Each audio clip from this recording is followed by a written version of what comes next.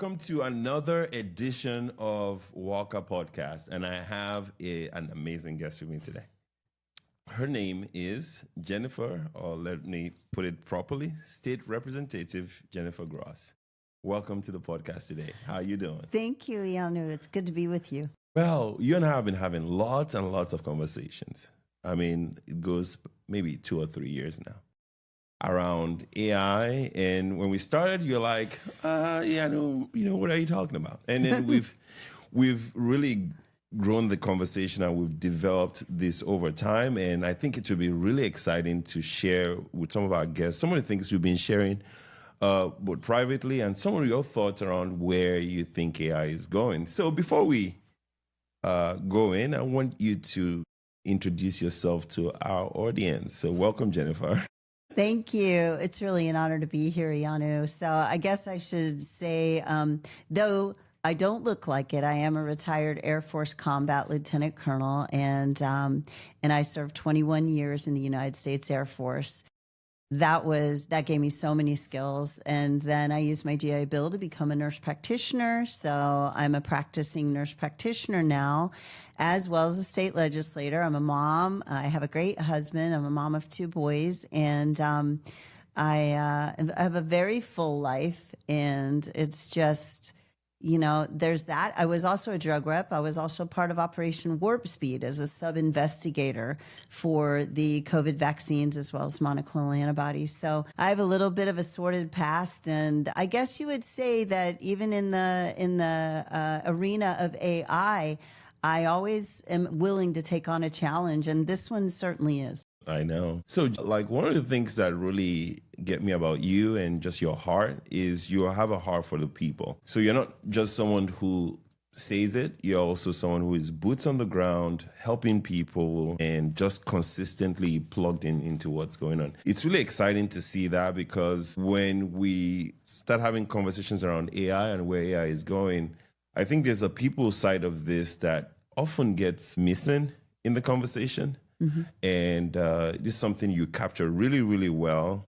And with the knowledge on AI, just being able to legislate things around that specific space is really exciting. For example, we see lots of jobs being lost, and there's a whole need of help in those areas. And so I'm really excited to really dive deep into more of the conversations on what's AI to you? How do you perceive it? How do you feel about AI right now? That's a great question. AI can be scary to a lot of people. Mm-hmm. And I've always believed that when you dive in to try to learn more about it, it's less scary. So the things that we know more about are less scary. The beautiful thing about AI right now, and what I believe that I know, is that I see innovation for Ohio. I see innovation mm-hmm. for the United States, and a way for us to maintain really superiority as far as business and the way that we operate, whether 100%. It's in state government, local government, our public schools, farming, and also our private industry. 100%. I agree with you 100%. I think leading with innovation is really critical at this particular juncture. And lots of people have really focused on the generative AI piece, which is the GPTs and the Groks and things of that nature. So can you speak a little bit about innovation? Let's just dive a little deeper. When you think about innovation, for example, I know you're sharing some examples with yes. me while we're having conversation before we started here. What are some of the examples or ways you think we can actually start to really drive innovation? Well, from Youngstown to Southwest Ohio, where we live, the farmers are utilizing AI to determine when to spray for blight mm-hmm. or when to use their fertilizer. That's incredible. Yeah, and in our hospital systems, we are already using AI to predict where or when a patient might need to return to the hospital. Because as you've taught me, actually, that AI is really recognizing patterns. So yes. when we see a sick patient, which is obviously my specialty in life is healthcare, we see a sick patient, we can predict by the age, the surgery, the condition, whether or not, or how to prevent a readmission into a hospital. Mm-hmm. diagnose patients by predictive analytics and those types of things. And so there are so many ways, and we had talked, and I don't know if we'll talk about this earlier, but even there's a local Cincinnati coffee shop that uses, I mentioned that. that uses AI to determine how to set up and prepare for their pumpkin spice lattes at this time of year. So, isn't that cool? I mean, a small business, and at some points, I think with innovative companies, they can come in, offer a way to show a small business to improve their profit margins so that they can be more efficient, less wasteful of their products, which means more money in their pocketbooks and less waste in their bottom line. So there are so many innovative ways in Ohio that we can utilize AI. That is really awesome. And I agree with you. I think being able to introduce AI in areas like agriculture, areas where typically you would not necessarily see it being applied, and use that to grow.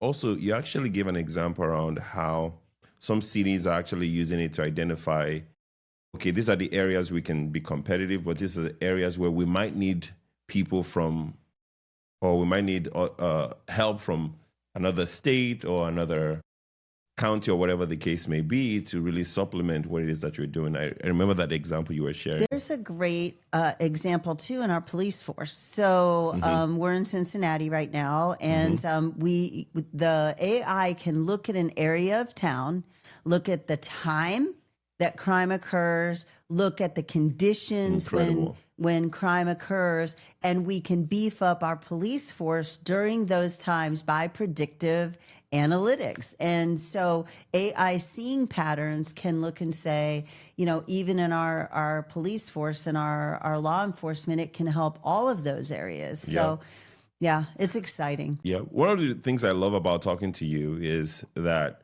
you're not necessarily looking at AI from the standpoint of just a GPT.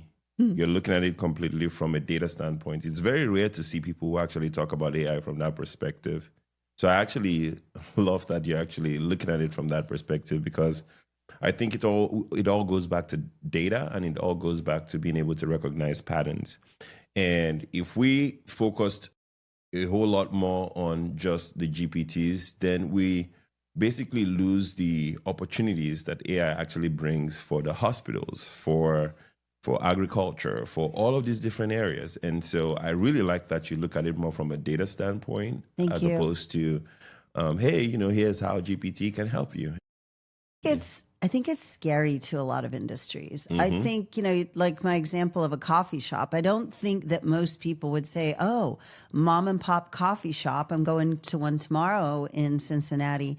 And, I don't think that people look at it that way. They look at it for more bigger projects like our public school systems, which I think we may talk about a little bit here in a little bit. But, when you think about, I think that I see so many uses for AI, you might have to hold me back and say, whoa, Jen, we can't do that quite yet.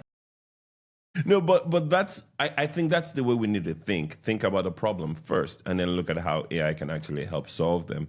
Because there's different aspects of how AI can actually help. With Grok and the GPTs, it's mostly natural language processing. We're talking about predictive analytics, right? Like, there's just a whole bunch of ways that AI can actually solve our problems. And it's really exciting to see that legislators are also thinking about it. So that's really exciting. Even that term, natural language, you've taught me about that, because so that the robot or the AI can speak to us like humans and not sound like a robot. Yeah, exactly. Yeah. So Jennifer, I'm going to switch gears a little bit, and I know you definitely have some concerns. You and I have spoken about it. So I'd like to hear from you. What are some of your concerns, just general concerns around AI and where it's going? We spoke about the deepfake issue. And my challenge typically with those types of technologies is, then someone can try to impersonate anybody and then put it online and make it look like the person. So I want to get your thoughts. And I know you have some like First Amendment, just how all of that really plays a role. I'm very interested in learning. Learning your Thank thoughts you, about Iana. that. That's a great question. My main concerns are practical in nature. We know that there's bias in people that create programs. No matter what that bias is, agree. we have bias no matter who we are. The challenge is who defines bias and what will that look like? As a conservative, we do worry about woke AI. But again, the federal government is talking about, removing bias, but we come back to always the definition of bias.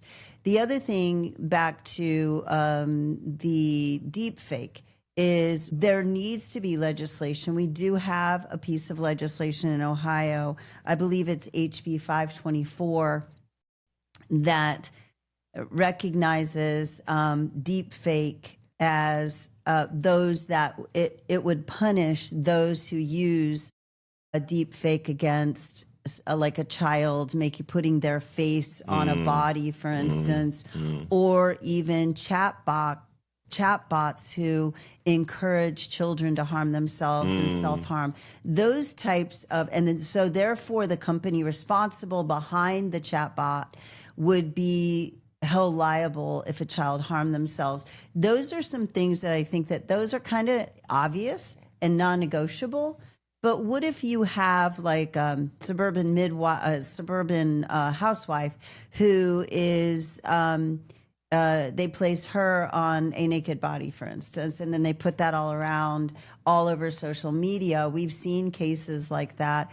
I think that we need to be really, really careful as we move into legislation and those types of things, that we are guarding the freedom and liberty of human beings to be safe and to not use computers as weapons against a person we're arguing with, or even we've seen there could be cases in a divorce where a spouse uses it against another. These things certainly could be used as weapons, and we need to be aware of that, not afraid of it, but we need people like you who have their cybersecurity and education in your company that have that knowledge to be able to guide us and help us walk through the landmines, if you will, that are in AI. I agree with you. I think detection, like you were saying, is really, really critical. Identifying, what bills need to be passed to protect the citizens from being harmed in a sense, but also having systems that actually help with the detection of it. I like what you're saying when you're talking about bias and who defines what bias is. Would you think that there could be a situation where we have legislators actually help define what bias should be and standardize that, and then that becomes what everyone sort of works through? I think that's a great idea, because remembering that representatives are supposed to be representing the people that sent them, there will be voices of all different represented in the and so part of the legislative process is the tug and pull of, we'll accept this, we won't accept that, we'll do this. And so typically one extreme or another is eliminated and we come to the center to get legislation passed. I think that's a great idea. Got it. I think that would work really well. Got it. I have another aspect of it that you started talking about that I think is interesting. And it just came to mind while you were speaking about it. We now have, the last time I was in Atlanta, I saw this car that nobody inside of it. And it basically would park, pick someone up, and just head out. No driver, zero driver inside of it. Wow. And I was like, well, I worked with AI for quite some time now, but I would not allow an empty chair drive me, right? But I heard of one that was passing school buses. So, but I think that you would know better than I, because of your experience, that all you would need to do is change that programming to understand that if a bus is stopped and lights are flashing and there's a stop sign out, you have to stop. It was passing school buses. That is crazy. Which in Ohio is a hefty fine. Yes, I believe it's we're terrible. up to $500 for your first fine. Yes. And so who do you find? Well, you're going to have to find the company that's running that car. They should be fined. Wow. Unfortunately, in that case, because you're putting children at risk. Wow. So you just answered the question, really. So the company should actually really be fined. Right. Because the question would be, like, I know there are companies like Tesla that are creating this robotic representation of people, and they're going to have these individuals in factories, and people are going to maybe sustain injury because of what a robot did. And so who gets the fine, the robot or the company? And let's pray that a life isn't taken, because in that case, we have involuntary manslaughter of a person who accidentally harms someone with their car. But what if it's a company that has a car that has no human in it? Who goes to prison? How does that work? You see what I'm...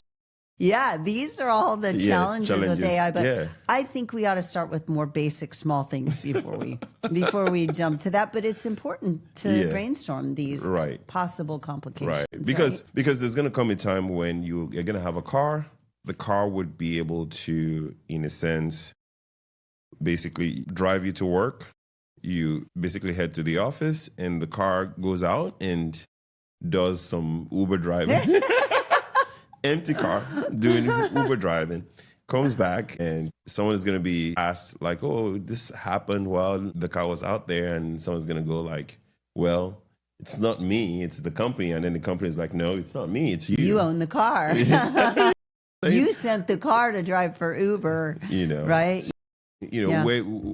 How do we start creating laws that really help to protect that? Because this is going to happen in 3 to 5 years, I'm assuming. In Ohio, we've already passed in the operating budget this year. We passed in HB 96. The beginning, very small start. I know how far you and your partners can go, but we did start with ethics, utilizing AI ethically in our public schools. So that is now in HB 96. Can you share a little bit about that? Basically, what it requires is the schools. We have local control in Ohio, so we believe at the local level. So the school boards, they are required to have a policy in place on how to use AI ethically. Got it. So what does that look like? It might be as simple as you are only allowed to use AI when you're researching study for a test. You are not allowed to use AI to write your paper. I see. And challenging right there. I have a son in college, and I do not believe that he is prevented from utilizing AI to do some of the research. But as I've also learned from you, the research of AI isn't always right.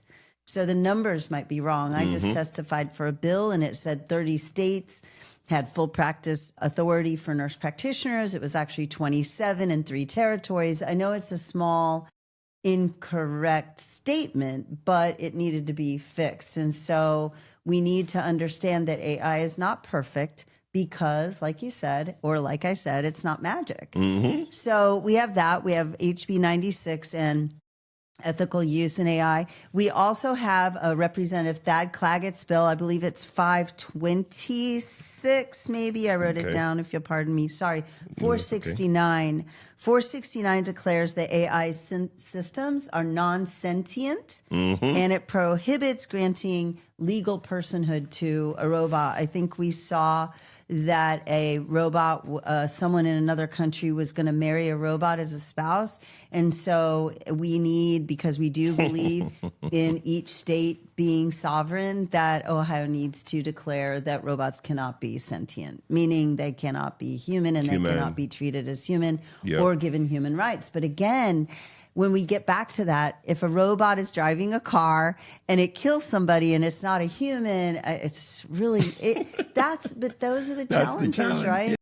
Exactly. Right. Like, you have a car out there, hits another car. The guy on the other side comes out and is looking for someone to basically exchange numbers with, and it's an empty chair. Like, that's right. It's crazy. That's right. It's crazy. So awesome. So I'm going to switch gears a bit, and I'm going to ask another question I asked you, how you see AI being used within the government, just in general, right? Government services and things of that nature. How do you see AI helping legislators to make better policies? Like, you and I had a conversation once, and we're discussing about how, like, if we had the ability to take each product or each software product that was out there and look at the policies, like the terms and conditions, terms of agreements and things of that nature, there's a lot that we can learn about how those rights that people have and how that's been infringed on by the terms and conditions or agreements that actually exist out there. So how do you see the government using AI to really improve? I see it as almost limitless. I have one staff member and sometimes a constituent aide who's intermittent. And if I could put my whole calendar and AI could know my voice and be able to help with responding to letters so that my legislative aide didn't need to redraft every letter to make it personal to a response. It could be the same letter, pick a topic, and it could respond to, it knows how I would respond, but this is an individual letter. So then it addresses their individual question related to my beliefs on a certain policy.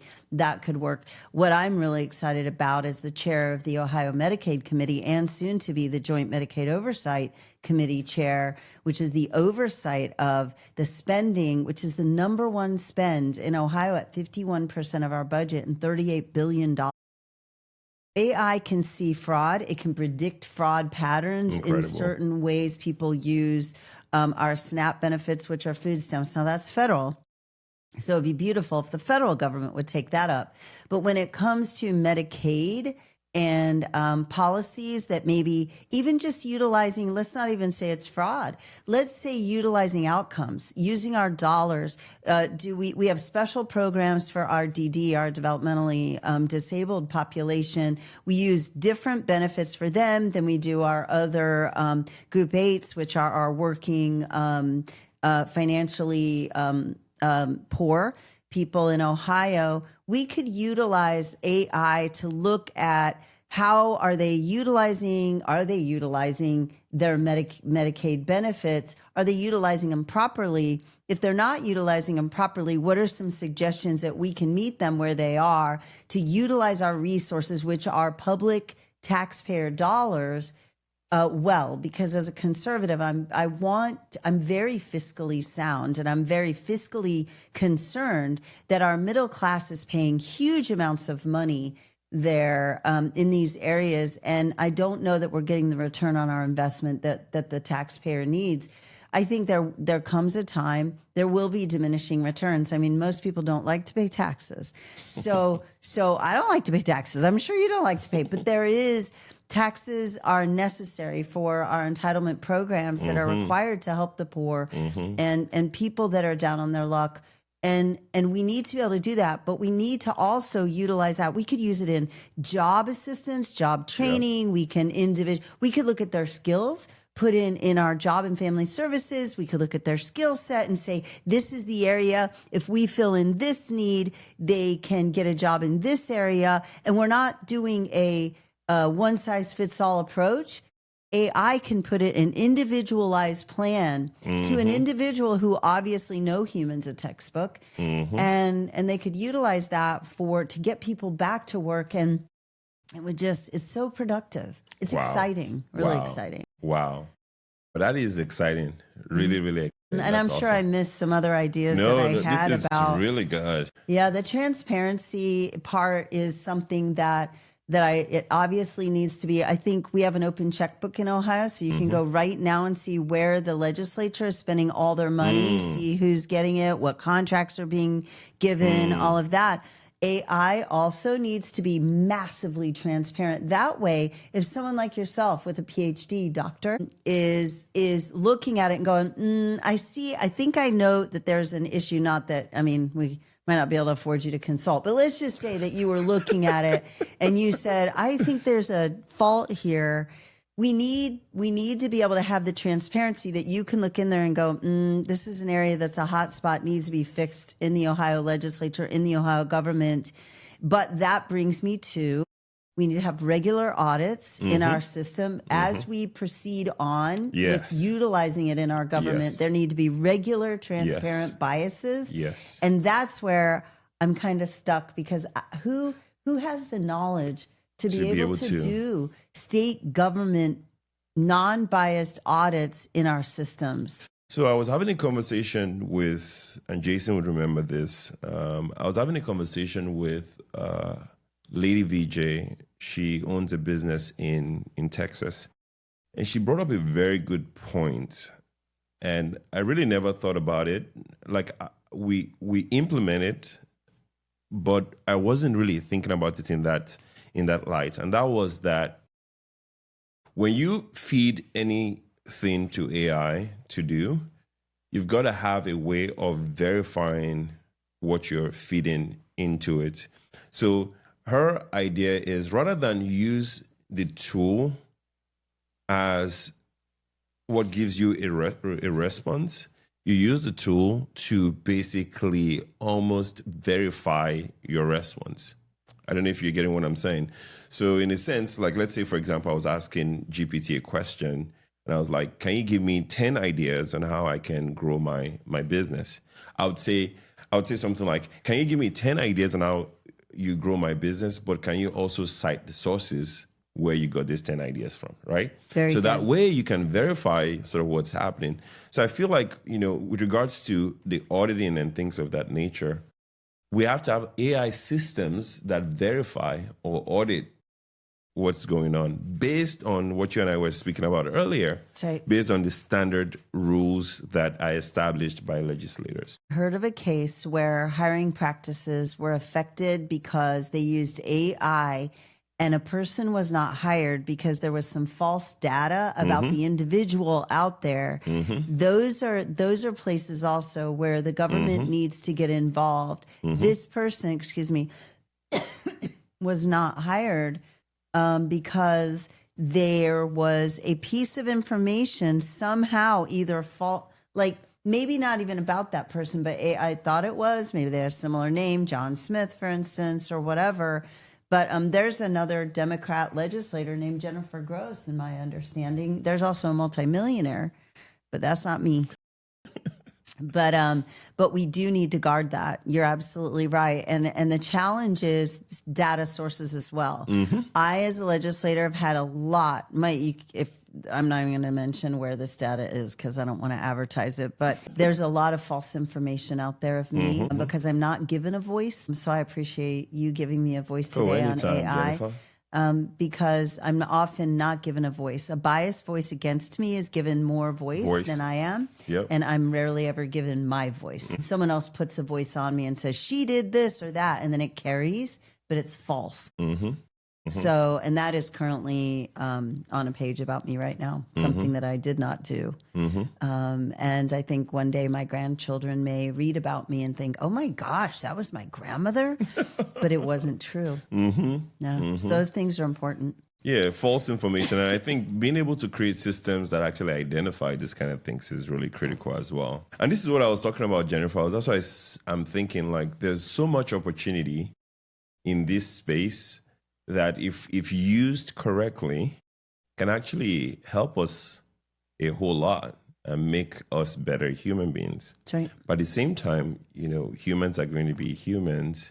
And so we need to create systems that actually govern the systems properly so that, like, they don't go out of hand, but they can also still continue to serve us effectively. Sure. Yeah. And I think that without question, we need to prepare people for AI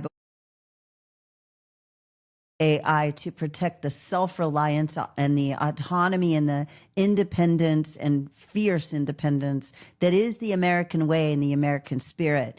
We, I believe, need to guard against allowing these systems. We could lose our skills and become so reliant on AI that we become complacent in utilizing our own brains and our own knowledge. Right? Yes. Yes. So those things are important, and those are key conservative tenets of autonomy, independence, and not being ruled over, if you will, by whether it's the governing class or any government. We need to protect those liberties. I think honestly that AI is capable of taking our Constitution and applying. We could take the whole entire written Constitution, U.S. Constitution or Ohio Constitution today. And we could plug in, I want to make this legislation, I want to do this, I want to make this decision. Will this fit in with the tenets of what the U.S. Constitution protects in the rights of humanity? Incredible. I think it's capable of doing that. Wow. Man, I'm loving this. So Jennifer, now as we spoke about biases, we spoke about audits, I agree with you on the fact that there needs to be some level of verification, some level of governance to be able to ensure that we can continue to innovate, but at the same time, innovation doesn't get out of control and then we become useless to ourselves. And then also the last part, which you just brought up, is so critical because I feel like most times you have people who are just using the tools and we're not thinking any longer, right? That's right. And so you're going to have this gap, and the gap will be gap in knowledge. I always use this example. I think it's one of our podcast sessions. I use this example that imagine you had a pilot who would typically fly people from one location to the other. And so now you basically create a system maybe that does without a pilot. Mm-hmm. Hypothetically. They have autopilot. Yeah. Already. Right. Already, right? Mm-hmm. Oh, okay. Well, you see. And so what you now have is then the pilot doesn't show up. So people are in the cloud and they're stuck.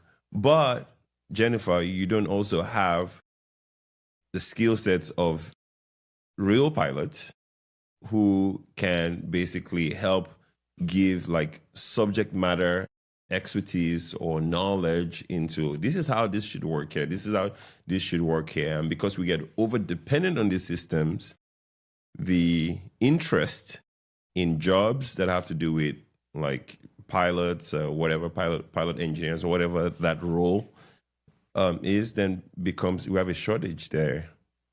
What would that look like 40 years from now if we don't have that knowledge, that foundational knowledge that keeps us going? The same thing with systems, right? We keep creating laptops and, like those that use the laptops, they know how to write code, but they don't necessarily know how the engines work. That's right. And some of these engines, for lack of a better word, I don't want to go into that conversation right now, but some of them are not even produced yet. We have a challenge. Preparing Ohio for an AI-driven economy is certainly going to be a challenge as well. We saw a hospital system recently here in Ohio that went down. It was down. It was I believe it was a hacking incident where their whole systems were down. They were so dependent on the systems, that could be crossed over to AI as well. And certainly correct. They probably are using AI, but they all had to return to pen and paper. The computer systems were down. Wow. The charting systems were down. Wow. Everything was down. And so it is really important that we, in our education systems, our colleges, that we're teaching AI and how to utilize it responsibly. But I think that as we're driving in what particular, like doctors, for instance, no human's a textbook. And so a surgeon doing a surgery, although we do use robots for surgery, it is still a surgeon driving that robot behind it. And they still have to have the skills to be able to understand what's going on with that human body, or a CRNA who's doing anesthesia and the heart rate goes down. And a human needs to be doing pushing medication or understanding that the patient needs CPR. A human needs to do those types of things. And AI can certainly predict this pulse is going, this is the surgery happening, watch out, can give a warning in that case. But Robots can never take the place of humanity. I always say that, Yeah. you can replace humans with robots unless we cease to exist. Yes, right. You hear what I'm saying? Right. We would always need that. I feel like we're going to get, for lack of a better term, technology will just wear us out and everybody will start craving that one-on-one connection again. Yeah. I think where AI really shines, at least right now today, is the cutting of bureaucracy, bureaucratic red tape, cutting wait times at the BMV, doing things like that to improve efficiency, but not replacing the skills that need to be done by a dentist or a nurse or a doctor. I think that we will, as we brainstorm, be able to say, AI could do this. Do we want AI to do this? And critically think about that. And we will, skill by skill by skill, industry by industry, determine where AI fits to improve efficiency and where it's not appropriate. The car driving, for instance, if it works to maybe you have a human sitting at the wheel, which is the same as autopilot in a plane right now, essentially. You need a human there in case something goes wrong. If that's something, then we need to make laws saying there are no automatic cars that drive without human beings. I'm sure that wouldn't go over well with Tesla. And I like Tesla. They're fine. I like, what they're doing. They treat their employees very well. I think that we need to be one by one by one. We can't do a carte blanche, mass approach to go, AI is good for all of this, let it go. We have to do skill by skill by skill, individual profession by profession, purpose by purpose, continuing automatic regular bias checks, and continuing through that way. I definitely think there's a responsible way to implement. I agree with you. So it appears like you would support programs that basically push AI for small businesses, correct? I would. I think that for me, though, that area needs to not be government led. It could be a public-private partnership. Some people don't like those. We could enhance innovation. We have a community, we did put in the budget in HB 96, a community college grant for them utilizing AI systems. It was $100,000, not very much in a multi-billion-dollar budget. But I am opposed to government taking the lead and spending your tax dollars to do things that are not government. So we can do public-private partnerships to encourage private industry to move in that direction, but not take it over. There has to be a dividing line between government and private business and industry. I agree, 100%. So I'm going to shift gears a bit. And this is now on the privacy side. So how important, and I know this is going to be a hot topic for you as well because you're in the medical space. So how important is it for us to protect personal information? Wow. Very important. That's why every job I do or any place that I go, we have to sign the HIPAA statement. It's important that data cannot be hacked and all of that. It's important today, so it wouldn't change with AI as far as privacy.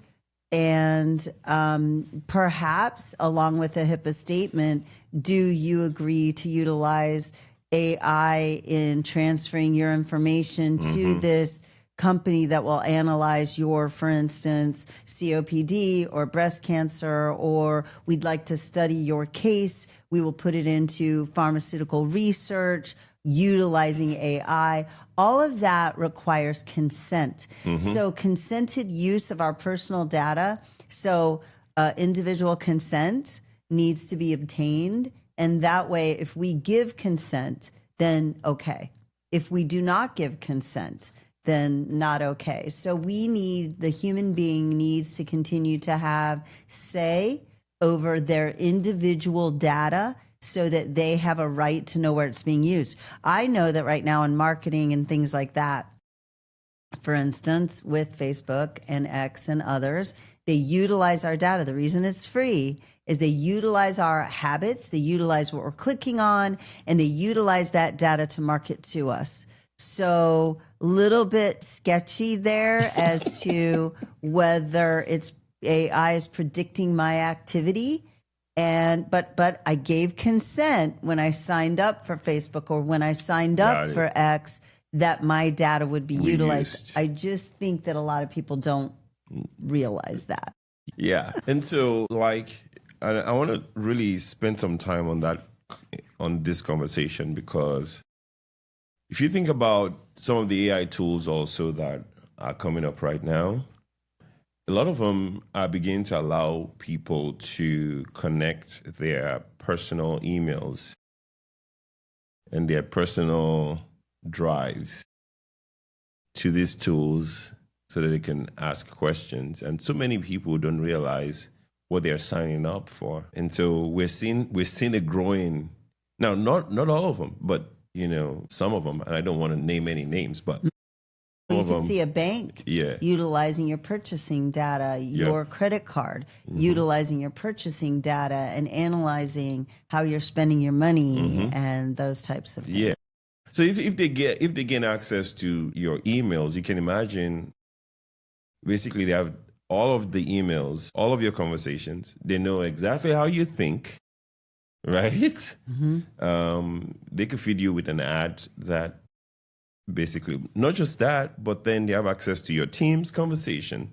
They have access to your Google Drive conversation, or Google Drive folders.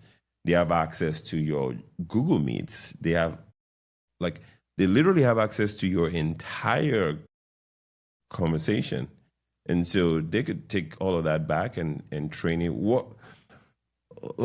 How do you think that the public should be reacting, or how do you think that legislation should be reacting to this? Or do you think it's a gray line? People sign up their agreements. So we've got to maybe there needs to be people who shed more light on the disadvantages of some of the things that they do. Would that be a route, or what do you think about it? I liked, you had asked me about a community voice in some of your pre-questions before this. And I think that that's where our town halls, community meetings, getting people together as we're implementing these things and doing maybe a state listening tour. What concerns do Ohioans have? Because Ohioans are not the same as Kentuckians or Hoosiers or those types of things. So I think that going around and getting ideas from experts like you and Jason, making sure, and Sabrina, making sure that what is concerning to you, because you have the expertise, because I can't be an expert in everything. I need to rely on some people, but I also need moral, ethical, neutral, biased individuals as much as possible to be part of those conversations, saying, whoa, be careful. Because I don't, as excited as I am about AI, I'm sure that you understand the dangers of AI more than I do. I'm like a child with a new toy on Christmas. Oh, look what this can do. It can do, look, Mom, look at this can do that and that. And you're like, whoa, wait a minute. Be careful. Caution. Be sure that you're protecting your privacy. When you were talking, I was thinking that those apps that take our emails and clean out our boxes, that is probably AI, and that it's going into our boxes, cleaning out our emails. And for people like me that have thousands and thousands of emails that I haven't cleaned out, I want it to do that so that I can actually, my box is so full, it's slow. I know you've emailed me. You're like, you're not reading your email.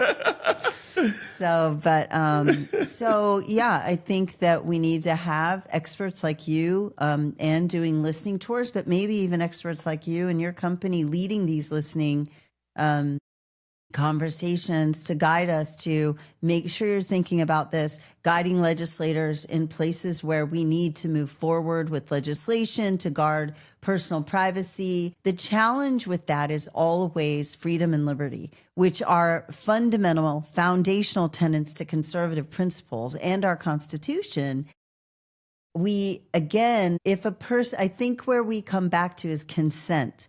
If you consent to a surgical procedure, Then if you sure. consent to your data being used on Facebook, if you consent, you can always, but you should always have an easy way to say, I'm removing my consent from this date forward. I do not want any more of my information utilized. That's the challenge too. It's like once you give consent, at least in like Facebook or whatever, as long as you use Facebook, you've given consent and you can't ever go back. If you're utilizing it, they have your consent. Maybe there's a paid version where people pay to utilize to stay connected to their high school friends, but their information is not being utilized. So they choose to pay $10 a month to utilize these systems and their data is not being utilized. So That makes sense. I think that there are some other options that we can do to protect people. And I hope that answered your question. Does answer my question. I think one, consent, and two, people bringing awareness to the subject so that people know what they're getting themselves into. Because I've been in situations where people say, hey, you could turn off your data control so that it doesn't use your information, but at the same time, the same people say, now I'm going to connect my email to the system, and I'm like, what's the difference? Well, it's like the cookies. Yeah. You go into a website, I'm not going to utilize cookies for that website, but 10 other websites have all your information. Yes, exactly. So it's all going to end up in a pot, right? Exactly. And sometimes for example, I was in a situation where, and I might have been the one who actually agreed to this, but this was the situation I found myself, was I saved my card information on my laptop, but then I wanted to access my information from another laptop, and I realized that the same card information could be pulled, right, from a completely different laptop. And so people sign up for things, and there's really no clear boundaries there. Google payments. Yeah.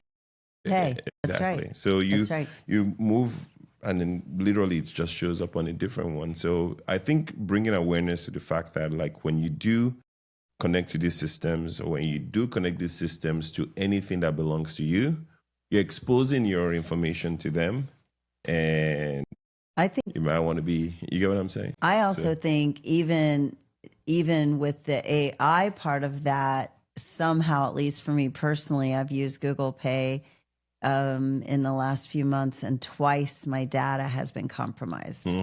So I think something is happening whenever I put my credit card into Google Pay. So I'm not dissing Google, but I do have to say I'm not storing my information there, because the only thing I could figure out that I did differently was I utilized that to purchase something through a social media platform. So it could have been them as well, but I'm not utilizing it anymore. And that's the thing, Jennifer, with this data transfer issue. I think ultimately people just need to be aware what they're getting themselves. That's right. It comes back to consent. Exactly. And consent is it's a freedom issue. Consent. What are you, and also clear consent. What am I actually consenting to? Written at an average level of understanding and comprehension of the average Ohioan, so that it's not too high. Because I know I've had conversations with you and I'm like, yeah, because you have so much information and I don't have that. But then I'm also not third grade level, but I also, no offense to third graders, but that, we need to have an average understanding. So people with the knowledge need to bring it to a level where we understand what we're consenting. My warp speed, our consents had to be written at a level that was agreed to and viewed and understood by a committee called the IRB. They look at the consent. The research people look at the consent. Is this going to qualify for every people group, no matter what they look like, no matter where they live, no matter what nationality they are? Will this grab the greatest number of people? Is it unbiased? Is it all of those types of things are looked at when you're writing a consent for a pharmaceutical trial? So those types of things need to be crossed over and utilized for this as well. Wow, this was an amazing conversation, Jennifer. I look forward to having you back at some point, hopefully Would love it. as we begin to do some things together. I know we're having some conversations in the back around how to help, but we'll really be looking forward to having you back. But if people were going to connect with you, learn from you, what's the best way that they could reach you? I know for people also who are in the area in Cincinnati that want to maybe share some thoughts about their challenges and things of that nature, how can they connect with you? Well, my district is District 45, which I am wearing today, and that's Ohio House District 45. They can write me at rep45@ohiohouse.gov. Now, I do ask if you do not live in Westchester, Ross Township, Morgan Township, or Fairfield City, You have to reach out to your... they should reach out to their own state representative, because I don't have AI yet in my office. I only have LA. I have an LA right now, Abby, who's fantastic, but she is only filling in. I am looking for a job there, but rep45@ohiohouse.gov. I'm looking for someone to fill in that job, by the way, for that. And then I do town halls. Unfortunately, because of threats to my life, there is a man sitting in prison awaiting trial right now because of legitimate threats that were found by the FBI. So I do town halls once a month, and I do them with Ohio Political News on X, and I think they have Rumble as well. I can look that up. It's usually the second or third Sunday at 7 p.m. They can see what I'm talking about there. And so it's rep45@ohiohouse.gov. And we're getting ready to enter campaign season. If they believe in what I believe in, I'd love to have them partner with me. So I love the people of Ohio, and I thank you for the opportunity to be here and to continue to serve them in this way as we talk about AI and the innovation that makes us great in Ohio and the innovation that makes us great as a nation. So Thank you, Ianu. Well, yeah, exciting future. Thank you so much, Jennifer, for coming to our podcast, and we really appreciate you being present here with us. Thank you. All right.